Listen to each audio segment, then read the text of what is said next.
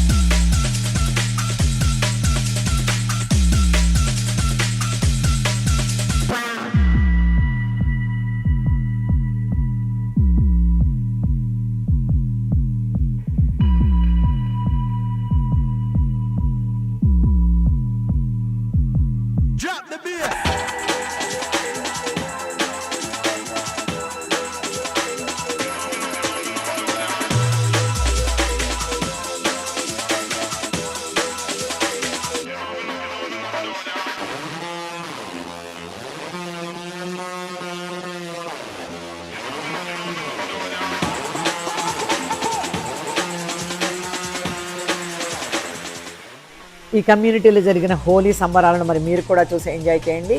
ఈ వీడియో మీకు నచ్చినట్లయితే లైక్ చేయండి, మీ ఫ్రెండ్స్కి రిలేటివ్స్కి షేర్ చేయండి. ఫస్ట్ టైం సబ్స్క్రైబ్ చేసుకునే వాళ్ళు మన ఛానల్ని సబ్స్క్రైబ్ చేసి బెల్ సింబల్ని టచ్ చేస్తే ఆల్ అనే ఆప్షన్ వస్తుంది. దానిని టచ్ చేస్తే నేను పెట్టే వీడియోస్ నోటిఫికేషన్ మీకు వచ్చేస్తుంది. అప్పుడు వెంటనే నేను వీడియో పెట్టగానే మీరు చూసేయచ్చు. Thanks for watching.